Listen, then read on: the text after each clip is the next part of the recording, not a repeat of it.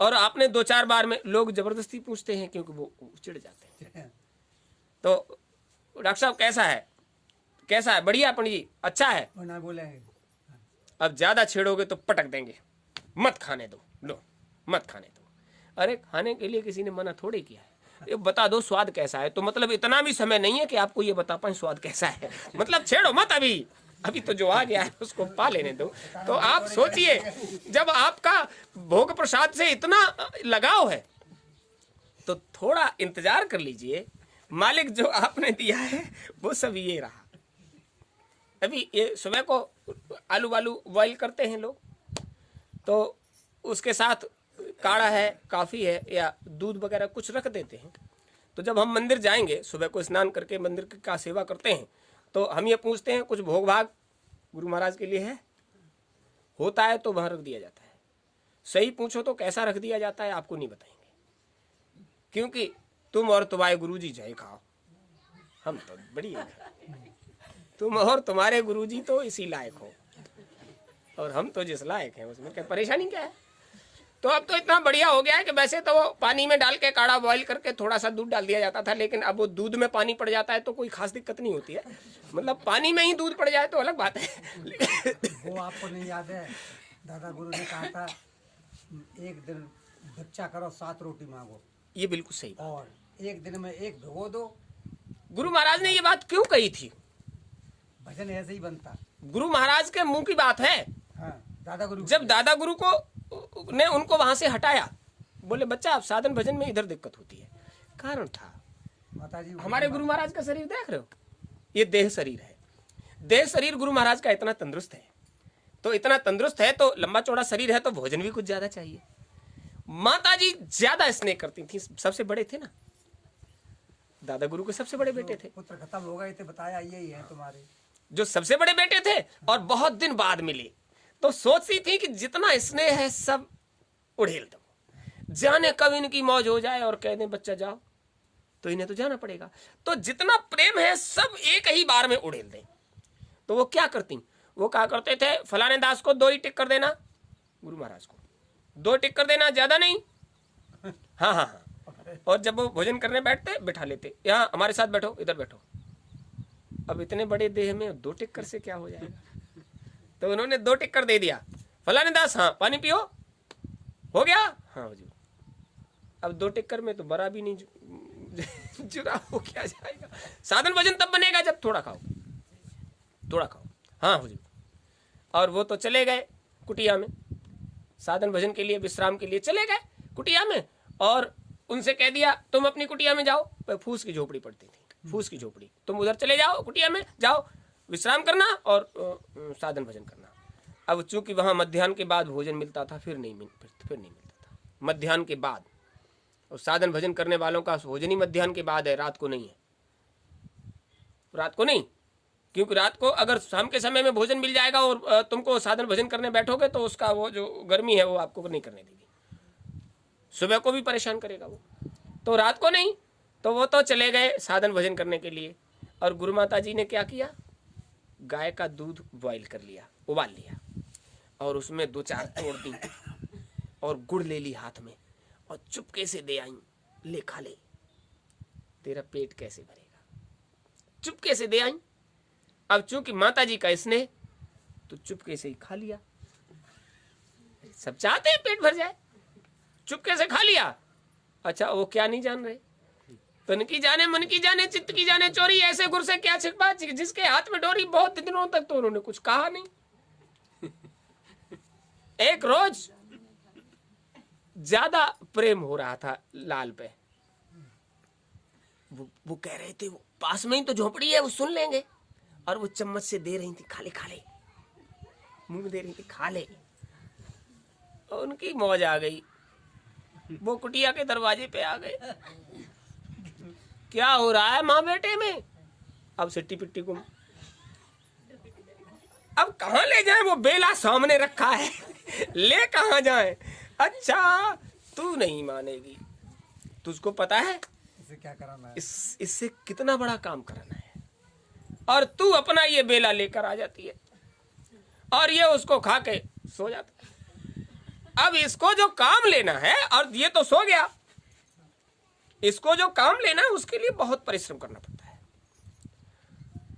सुबह ही सुबह अब उनको फरमान सुनाना था, सुबह ही सुबह फरमान सुना दिया गया, फलाने दास, हाँ हुजूर, इधर का तुम्हारा काम पूरा हो गया, अब तुम्हें साधन भजन करना है, इधर नहीं आना है। अब जगह बता दी, वहां चले जाओ, यमुना का किनारा है, पीपल का वृक्ष है, वहां बैठकर साधन भजन करना। हुजूर नहीं जाओ। और वो कौन थे जिनको गृहस्थी में भेज दिया था? वो दूसरे पाठक जी थे, पाठक। अलीगढ़ वाले। उन्होंने कहा हमें शादी करनी पड़ेगी, तो ये कह दिया तुम जाओ साधन भजन करोगे। जब चलने लगे तो बोले इधर आओ, लौट के आए। देखो वहीं रहना है 24 घंटे पीपल के नीचे। अब 24 घंटे पीपल के नीचे रहना है, झोपड़ी भी नहीं है, पीपल के नीचे रहना है। नदी का किनारा है, हाँ, पानी वानी तो है वहां, हाँ। सप्ते में एक दिन एक बस्ती में जाओगे, एक सप्ते में एक दिन एक बस्ती में जाओगे, और जिस दरवाजे पर पहुंचोगे एक टिक्कर मांगोगे, एक रोटी, दाल सब्जी नमक अचार कुछ भी नहीं, केवल एक टिक्कर मांगोगे। 7 घर से 7 टिक्कर लोगे, 7 दिन के लिए हो गया। 7 दिन तक आप किसी की बस्ती में नहीं जाओगे। वो टिक्कर लाके पीपल के पेड़ पर बांध लिया, साधन भजन किया।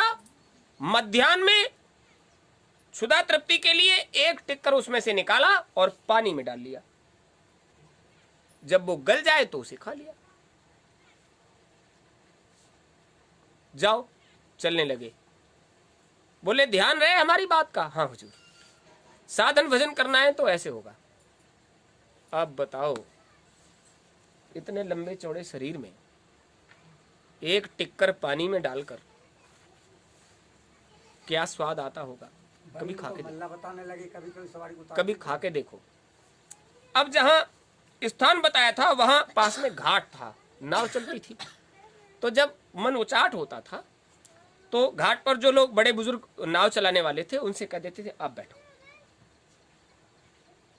अभी उधर सवारियां आ गई हैं, लाओ नाव लेकर हम चले जाते हैं। तो चले जाते थे नाव लेकर और उनकी मदद कर देते थे। भोजन का समय हो गया, आप भोजन कर लो बाबा, हम ले आते हैं सवारियां। तो नाव लेकर उधर चले गए और सवारियों को उतार कर इधर ले आए, और जो मेहनताना मिला वो बाबा जी ने ले लिया। लोग समझते थे मल्ला है, और जिस काम को करोगे लोग वही समझने लग जाएंगे। आप अनुमान लगाइए गुरु महाराज को वो चीज कैसे प्राप्त हुई, कितने लोगों ने उनको वास्तव में उनके साथ रहकर सेवा किया। आज चित्र आपके सामने है और उनका गुणगान हो रहा है। कैसे हो रहा है? उन्होंने अंतःकरण से संसार को निकालकर उधर का चिंतन किया, उधर का साधन किया, उधर का भजन किया, जिसका प्रभाव यह है कि अभी जो मोबाइल खोल कर देख रहे थे तो गुरु महाराज की भविष्यवाणियों के बारे में बता क्यों बता रहे थे? बच्चा, आगे आने वाले समय में लोगों को चेताते रहना। आज तो वो है नहीं, उनकी लीला गुप्त में चल रही है, अपने बच्चों के माध्यम से बताते हैं। तो आप कान खोलकर सुन लीजिए, हाहाकारी समय आने वाला, अब मचेगा हाहाकार। अब भी मचने लगा, सुरंग में सब मर गए उत्तराखंड में। 21/1/21 को आपको बताया था उत्तराखंड देवभूमि है, आपको वहीं से नमूने मिले थे, उधर ऐसा होगा, हुआ। उससे पहले कहा था 21/1/21 को ही बता दिया था कि दिल्ली में नायकों की आफत आने वाली है। दिल्ली में दंगा हुआ, उत्तराखंड में ये सब हुआ। अब तो आप धरती के अंदर से देखो और समुद्र के अंदर से देखो, लंबा समय इंतजार नहीं करना पड़ेगा, जल्दी जल्दी देखो। जब इस तरह से उथल पुथल होगी तो हाहाकार मचेगा, और तुम तो निश्चिंत रहो, क्योंकि तुम तो उस हाहाकारी स्थल से बहुत दूर हो।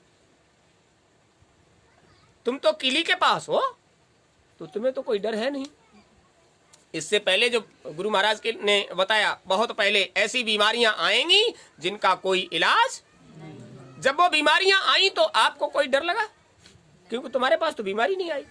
बीमारियां सब जगह आई, लेकिन तुम उनसे, अरे तुम कीली के पास हो, पाटों के बीच में जाओगे तो पिसोगे, और कीली के पास बने रहोगे तो तुम्हारा बाल भी बांका नहीं। कीली से चिपके रहो, कुछ भी नहीं बिगड़ेगा।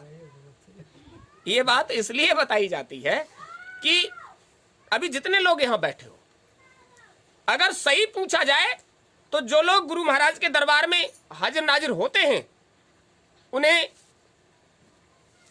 उनका शरीर उनके पास है, और शरीर से संबंधित जितनी चीजें हैं उनमें उन्हें कोई तकलीफ परेशानी हो तो गुरु महाराज से कहो। अब यहां किसकी परेशानी लेकर आते हो? हमारी लला को दिक्कत है, हमारी बहन लली ये हैं बहुत परेशान है। अब भाई लला और लली की व्यवस्था, तो लला और लली कुछ करें तो उनको आराम रहे। हाजिरी तुम्हारी होती है, गुरु महाराज की दृष्टि तुम पर पड़ती है, अंतर में हाजिरी तुम्हारी करा दी जाती है, तो लला लली को ले आना, जब आ जाएंगे तो उन पर भी दृष्टि पड़ जाएगी। और जिस पर दृष्टि, ये तो करने का सौदा है, जिस पर दृष्टि पड़ेगी उसको लाभ मिलेगा। यहां तो अपना अपना है। गुरु महाराज कहते थे कि जब दाढ़ियों में आग लगेगी तो दूसरे की कौन बुझाएगा, अपनी अपनी बुझाएंगे। तो यहाँ तो अपनी अपनी दाढ़ी बुझाना है, तो अपनी दाढ़ी का फिक्र करो।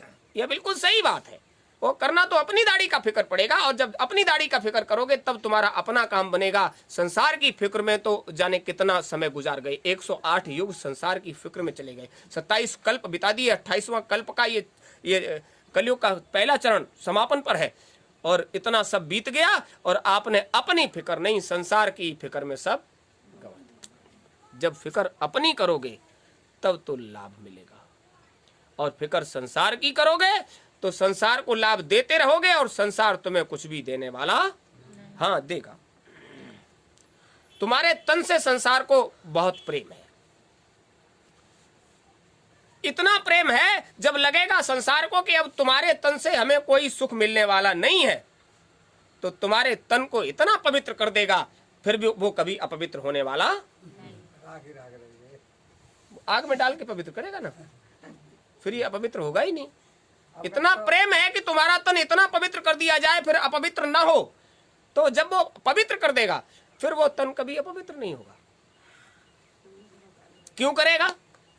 क्योंकि पवित्र करने वाला सौदा इस तन से जब निकल जाता है तो देख कर ही दृष्टि अपवित्र हो जाती है। मरने वाले के कभी घर गए हो? जी तो अच्छा हुआ कि आपके यहाँ कोई मरा नहीं। कभी मरते हैं? अच्छा, सबके यहाँ मरे हैं। अच्छा, मर भी गए हैं तो आपने उनका दर्शन करने कभी गए हो? अंतिम दर्शन, उस पिंड का अंतिम दर्शन करने के बाद जब आप अपने घर वापस आते हो तो बाहर से ही आवाज लगाते हो, बेटा थोड़ा पानी ले आना, और हाथ मुंह कुल्ला करने के बाद ही घर में प्रवेश। मतलब आपने दूर से देखा तो आपका अंतःकरण तक अपवित्र हो गया, और आप आचमन कुल्ला जल छिड़कने के बाद ही अंतर प्रवेश करते हो। अच्छा, जब वो चलता फिरता था, बातचीत करता था, तब उसे देखकर कभी कुल्ला नहीं किया। आज वो आराम से लेट आए तो उसे देखकर कुल्ला कर रहे हो। मतलब ये है कि उसका वास्तविक तत्व जो था, पवित्र तत्व था, वो निकल जाने के बाद इतना पवित्र हो गया कि दृष्टि ने देखा तो अंतःकरण तक दूषित हो गया, और संसारी पदार्थों से आप उसको शुद्ध करने का प्रयास करते हो। फिर ये विचार करते हैं जब इतना अशुद्ध हो गया है तो सब लोग मिलकर इतना शुद्ध कर दो इसे कि फिर कभी अशुद्ध न हो। इसलिए पानी में डालकर, आग में डालकर, मिट्टी में दबाकर उसको शुद्ध कर दिया जाता है, और शुद्ध होने के बाद फिर वो जाने कहां चला जाता है, तो अशुद्ध होगा भी क्या। तो आप समझ लीजिए, ये जब तक शुद्ध सौदा तुम्हारे पास है तब तक शुद्ध मन से, शुद्ध बुद्धि से, शुद्ध चित्त से, शुद्ध अहंकार से वो उस शुद्ध से शुद्ध की तरफ बढ़ो। आप किताबें पढ़ते हो, धर्म ग्रंथ जो है, धार्मिक पुस्तकें जो है, उनमें श्लोक लिखे हुए हैं।